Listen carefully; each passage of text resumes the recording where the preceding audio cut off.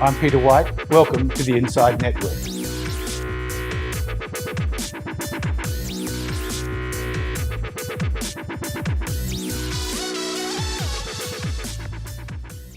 Welcome to Inside Network's INDepth. My guest today is Charlie Viola, the celebrated financial advisor. Charlie, welcome. G'day, Peter. How are you? Charlie, tell me about you, the person. How did you make your way into the advice industry? I'm sure a lot of people have asked you that question before. Yeah, they have. And I think in reality, I probably fell into it a little bit. I started working for a bank in some reasonably junior roles. And I think being able to talk to people and build rapport was probably a valuable commodity. So I ended up taking on a couple of junior deposit taking roles and then got into some junior advisory roles before I took on a slightly more senior one, and then left the CBA in 2003 to join my current business, where I headed up the wealth management business there. So it all happened reasonably quickly, and then I've spent the last 17 years really building the business and kind of almost trying to perfect what we do. What keeps you in the profession today? I think it's probably a couple of things. I think first and foremost, it's the clients. So while I run our business and that's rewarding and it's enjoyable, I think the bit I like the most is still dealing with the clients and having very real conversations. I think once upon a time, the client interaction was all about the technical and all about the asset allocation, and it was all about meeting needs and goals, whereas now it's much more about the psychology, and it's much more about understanding what it is that they actually want and making sure we're putting things together in the context of their absolute kind of goals and dreams. And then I think the other piece for me is just the intellectual stimuli. I think once upon a time, I probably got to 20 and didn't really ever want to learn anything ever again, just wanted to get out and work and earn money. And now at, the ripe old age of 42, I find learning fascinating. So learning about assets, learning about how capital gets raised, learning about investment markets. And I like to talk about those learnings with the clients. So, well, speaking of that, we're in the middle of a pandemic. What's been the positive and negative impacts of the pandemic experience in dealing with your clients? Yeah, so I think certainly from a positive perspective, it's really meant that we get really close to them. So, we lived through the GFC, and if the GFC taught us anything was that, we became acutely aware that we're looking after people's life savings. So one of the positive things for us is we've really grown those relationships with clients. We've stayed very close. We've even if we didn't have a lot to say, we've continued to send out communications and make calls and basically just keep saying the same thing, which is we're here, we're living it with you. Anyone who tells you they know exactly what's going on or has a real line of sight in terms of what earnings are doing or, what the recovery might look like or when all this might end is probably lying. So we're just really honest with the clients and say, hey, let's just continue to hold good quality assets. Let's protect the value. And let's do our best to work through this the best we can. So I think in the negative, there's obviously a little bit of fear around. Yeah. So if you're 55 or 60 and you've seen your life savings fall by, 5% or 10%, and we certainly saw that through that March period, then there's fear. So, our job was to make sure we allay those fears and get them to understand, the longer term context of what's actually going on. You're regularly rated in the top 10 advisors in the country. What drives you? What keeps you going? What drives me, again, I think it's a couple of things that certainly the clients, I really enjoy the client. In interaction, I think sometimes there's a bit of, shameless self-promotion that goes on. And I think that kind of works in that it allows me to articulate my view. I've got a really strong view in terms of how these businesses should be run, how, putting the client first and at the centre of everything we do is really important. I'm quite passionate about the advice industry. I'm quite passionate about investment management for individuals generally. And, I get intellectual stimulus from it, really, to be honest. So, all those things, when you put them together, mean that I still, after 20 years or 21 years in this kind of similar role, I still absolutely enjoy it. I like the clients, I like the team that I've built around me, and all those things kind of manifest themselves, I think, into being a good advisor. We're experiencing almost a complete uprooting of the economy, both locally and globally.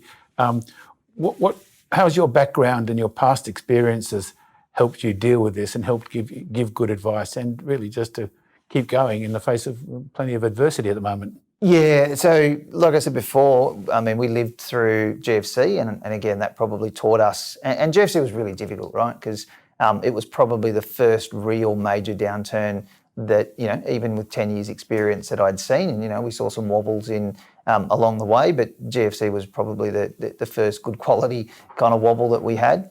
And GFC was difficult. It was death by 1,000 cuts. You know, market kept falling and falling and falling, and we really had no line of sight as to when we might have been out of that. This, in many ways, has kind of been different. You know, we had that. Well, I was going to ask you, what are the differences? What are the similarities? What are the differences? Yes. And can you rate the two in terms of how difficult your job is? This has been different in that, you know, we saw that major fall from a market perspective early on, but, you know, we've seen governments react reasonably swiftly, and in some ways that's kind of worked.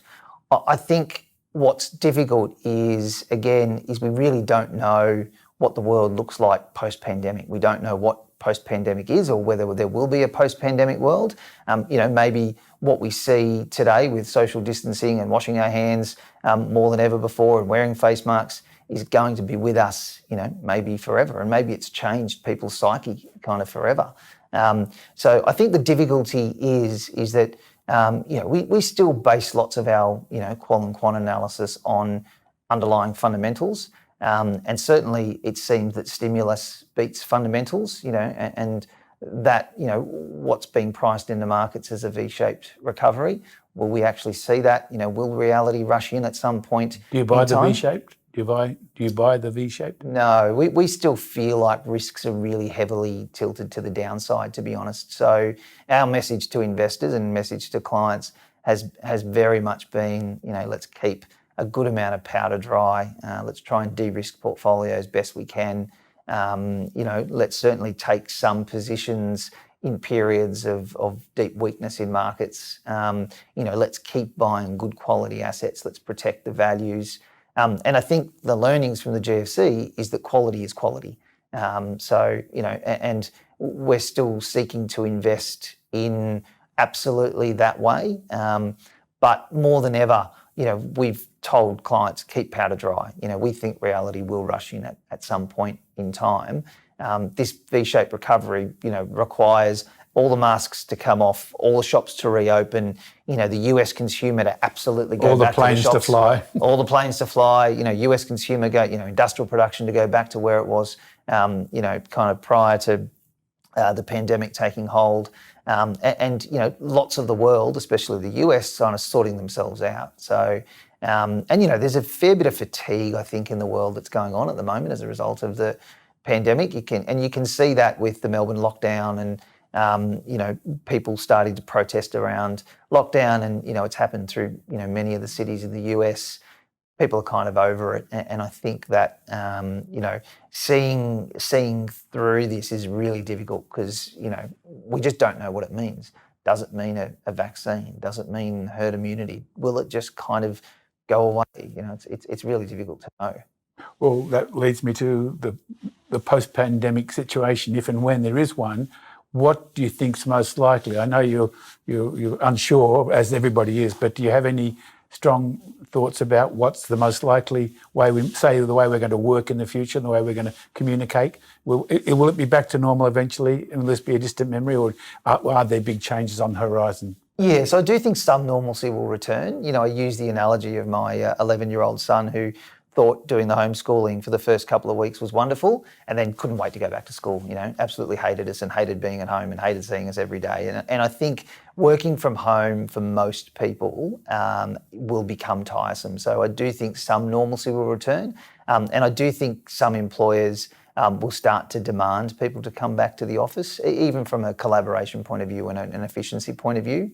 I think what it has taught us, though, is to probably be a little bit more flexible and a bit more tolerant of that flexibility.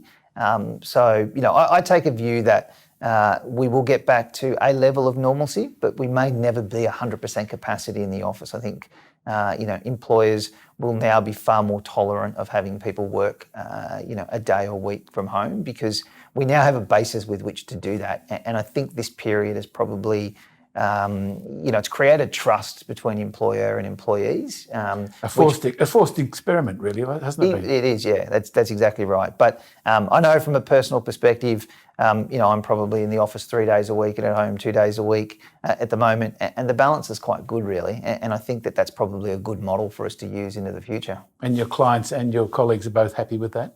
Yeah, I think so. I mean, certainly in our office, that's kind of the way that we've done it. We've tried to encourage people to come back to the office at least 3 days a week, because there is something to be said for that, team environment and the collaboration that we create. And some things are just easier done in the office than they are from home and remotely, and via Zoom calls and what have you. So, I think the other side of this will have learnt a lot. We'll actually have learnt a lot about ourselves from a human capital point of view, in that, never again will we take for granted, sitting across the table from someone in a cafe and, seeing kind of how someone is reacting to something. Giving a friend a hug. Yep, shaking someone's hand, What a luxury. That's right, when you and I met today, we had to bump elbows, which is just, for a bloke who grew up in a semi-rural area is ridiculous. We should be shaking hands, sort of thing. So, let's talk about investment portfolios for a minute. Is there any particular asset classes or assets that you think are missing from the typical Australian investment portfolio? What, in your experience, what's your view on that? Yeah, probably lots, really. I mean, I think Australian portfolios... Give us your top three. Yeah, well, I mean, I think Australian portfolios are heavily concentrated towards domestic equities, and domestic equities are heavily concentrated to kind of banks and miners. You've only got to look at the ASX 200. It's really kind of 4 banks and a couple of miners and then not much else. Do you think the banks falling so dramatically in this period will change that psyche, or it'll go back to the default position as every mum and dad wants to have? Yeah, I think Australian investors have always been in love with dividends. So, I think the psyche has to change, because, banks have been used as almost bond proxies. People thought that they were, a guaranteed dividend paying machine. So, there's no doubt that Australian portfolios or Australian investors have tended to be underweight global equities. There's probably been lots of studies done to say that SMSF portfolios, are miles underweight international shares. But I also take the view that they're probably underweight credit, and they're underweight alternatives. I'm a big one for diversity. I'm a big one for holding good quality. Do you think the average investor understands credit and alternatives? No, I don't actually. So, and I think it's become incumbent upon advisors to work a little harder in terms of educating their clients that there's more than one asset class, that really portfolios shouldn't be, 75% Australian shares, and then, 10 or 15% international shares and not much else. What's the typical reaction when you say to one of your clients, look, I think you should invest in credit? I'd be fascinated to know the reaction. Yeah, so again, it becomes an education process. So, we are big investors in debt and credit. We like the space. We like the surety of revenue streams for clients. Is there plenty of opportunities in Australia? Yeah, especially in debt, with the banks really squeezing, and developers still wanting to build, and there's still a good number of opportunities in that space. So put some meat on that bone for me. The investing in debt, are they syndicates? Are they funds? Or how would you go about putting me into debt?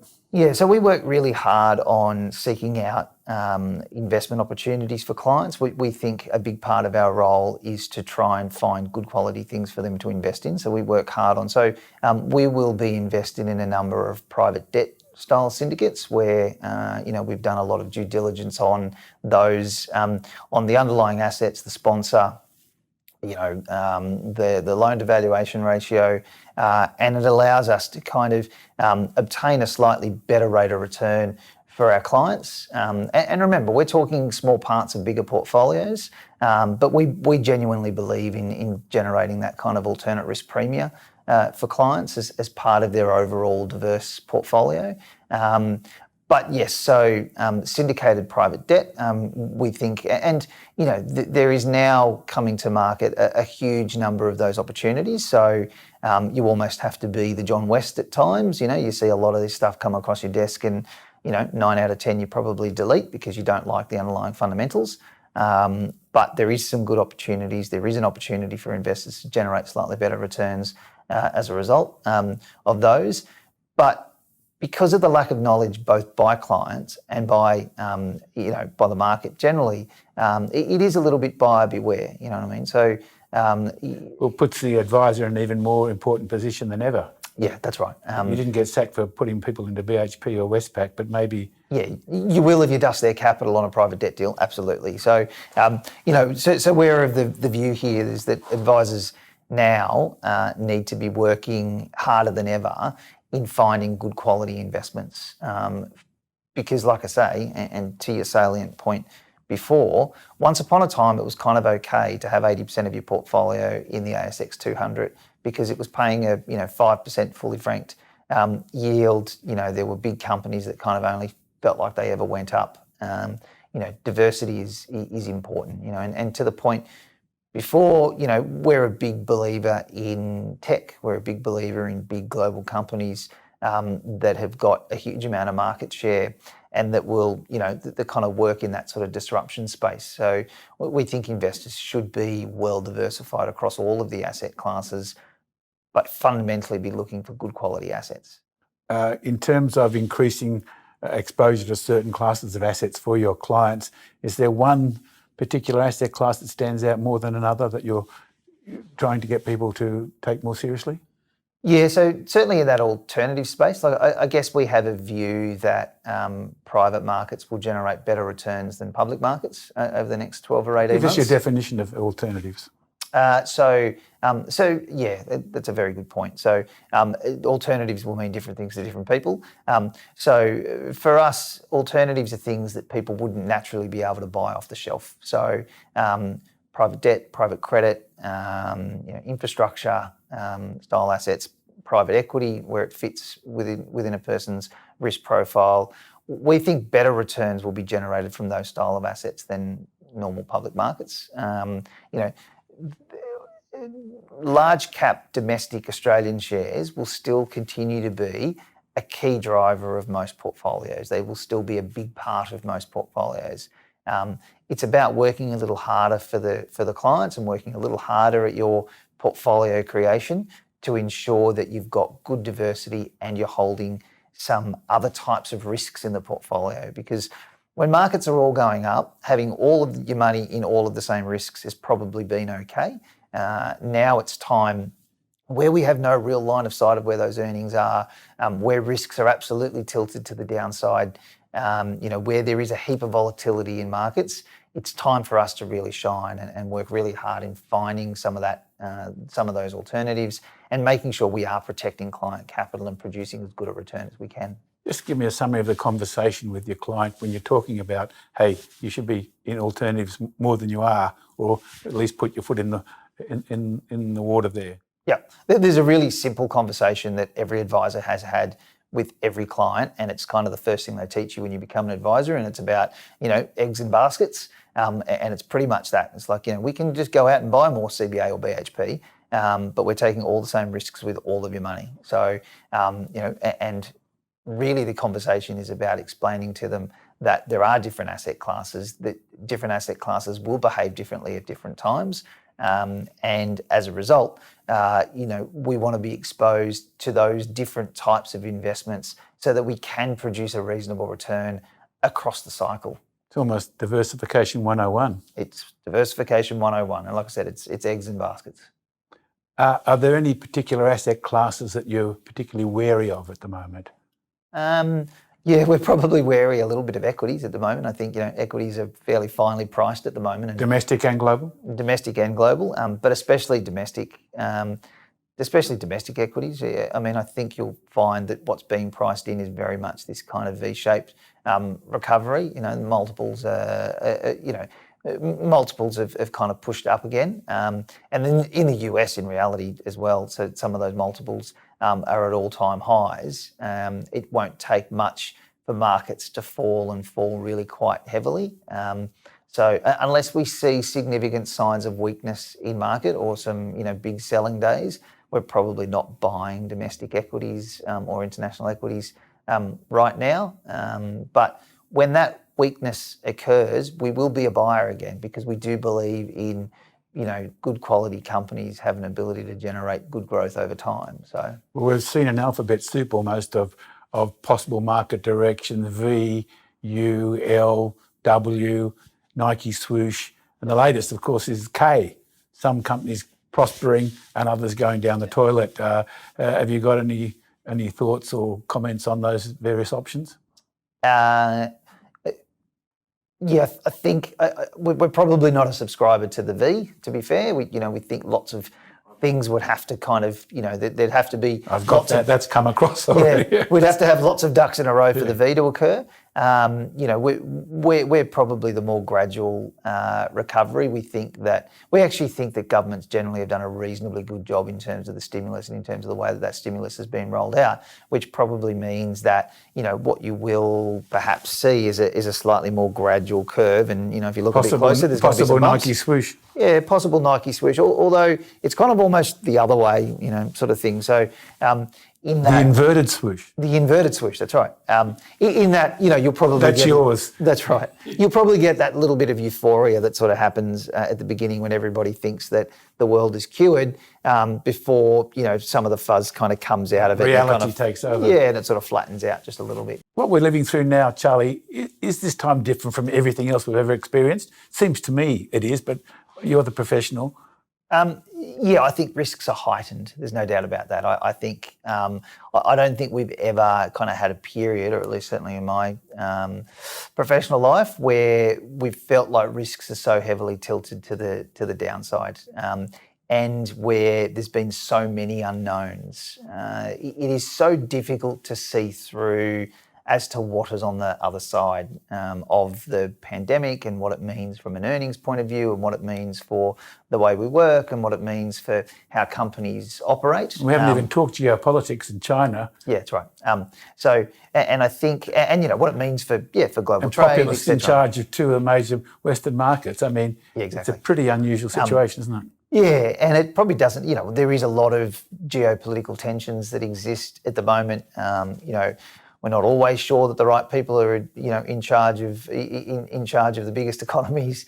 And I think for us, the bit that probably doesn't change is let's hold good quality assets. So, I make the point before about alternatives and holding private debt and holding credit. But remembering that they're small parts of bigger portfolios that are made up of good quality vanilla assets, large cap defensive income producing assets, that they'll still be the key driver over time. We know that big quality consumer staple companies will continue to produce a reasonable level of earnings. We know that companies with large amounts of kind of key competitive advantages and market share will produce good returns over time. So yes, the lens is different because risks are heightened, but in some ways, it should be same, hold good quality things and you probably won't burn your capital. What you seem to be also saying is that you can have good quality in some of these more esoteric or less familiar asset classes. It doesn't abrogate quality by going to... That's exactly it. So but I imagine that's a difficult conversation to have with clients. Yeah, so certainly one of the things that we do articulate very strongly is just because you're investing in alternatives, it doesn't mean that we're taking a punt on things. We're still doing all of the same qual and quant analysis on the underlying assets, on the underlying security, on the sponsor. So again, I made the comment before, it becomes incumbent upon the advisor and the advisory group to make sure they're doing as much research on these investments as they can to protect investors and to try and produce good returns. So, and again, it's about us working harder than ever to ensure we produce the best outcomes for clients. If you can just consult your crystal ball for a moment, in returns in FY21, equities, credit, bonds, or alternatives? Where do you think the best returns out of those 4 asset classes? Alternatives, I think. Yeah. So That's interesting. I still think alternatives will produce the best returns. I think private markets will produce better returns than public ones. There is still a fair bit of capital that's out there. I think public markets or listed markets are still being hamstrung by, the environment that we're in and the uncertainty. We have a US election in a month's time, and markets don't wonderfully like US elections because it creates uncertainty. I think, do you fear a Biden victory? I As a financial advisor? I fear a Trump one from a personal point of view, but we'll snap on that one. Yeah. Do I fear one from a financial perspective? Look, probably in some way, remembering what Trump did when he got elected is he came along and there was a nice little fire burning, and he stuck a whole stack of petrol on top of that when it probably didn't require it, which meant that, we saw kind of the economy explode, and we saw the US start to do really well as a result of that. The truth is that fire probably would have burnt along reasonably well without all of the kind of fuel that was kind of stuck onto it, and without all of the stimulus that was pumped in. A natural unwind of that is probably not the worst thing in the world. So, A question of pace too. Yeah, so the answer is probably no, we don't fear it. We kind of fear more the ramifications of a Biden victory because, will Trump actually accept the umpire's decision? Will he agitate? Will he try and still underlying fear of Trump rather than... Yeah. Will he litigate, to say that it was an unfair result? He's already started to come out and say that, the postal votes won't be counted and all that sort of rubbish. So, I think there's a bit of uncertainty to come as a result. Looking beyond your 9 to 5 job or your 8 to 8 job, you're a passionate person. You told me you're an obsessive person. Football and Liverpool FC and car racing are your 2 biggest passions, I think. Yeah, they are. Why and how? So Liverpool, I'm not even sure really. I think I saw, a news snippet once when I was 5 or 6 years of age with Craig Johnson running down the sideline after having scored a goal, and thought, I'll just follow Liverpool. And as I got older, I just became a bit more obsessed. And as you say, I'm a bit of an obsessive personality. So then I ended up doing all silly things like, I think we named our house Anfield, and I have every shirt since about 1999. And you even took your wife to Liverpool on your honeymoon. I did, yeah. Can I ask, are you still married? I am. So, as my wife will tell it, we went to Anfield. So we went to Liverpool for our honeymoon so we could watch a game. She does tend to forget to tell people that we also went to, the south of Italy and the Greek islands at the same time. But it's a good story. Mere detail. And car racing is just a fantastic respite. It's a fantastic, hobby to have. It's not always the cheapest hobby in the world, but, it's something where you pull that helmet on and you kind of forget about the rest, and it really allows you to Do you drive yourself? I do drive myself, yeah. What sort of car have you got? So a mate and I race in a couple of different series in production car racing. So the first one is Pulsars, which is a one-make series. So all the cars are exactly the same. There should have been a question Holden or Ford, but it sounds like you're Nissan. Yeah, well, that's right. So I've got 2 race cars, a Nissan Pulsar, which we race in the Pulsar series, which all the cars are exactly the same. So same weight, same tyres, same exhaust setup, same power. So it's all about the door-to-door racing. So it's good fun and quite intense. How do you go? How do you perform? I'm 42. I only started doing it when I was 38. So the first time I ever drove a race car was when I was 38. So we have big fields. So we have 45 cars in our on our grid. Is this your way of letting me down that you're not in the top 10 yet? I started at the very back of the grid, and I've worked my way forward, and now I'm regularly in the top 10. So when I don't get damage and we don't crash, I have been regularly in the top 10, but only very much on the edge of the top 10. The guys at the front are very good and very quick and fearless. So. And to finish off, I'll just go back to your 3 dream dinner guests.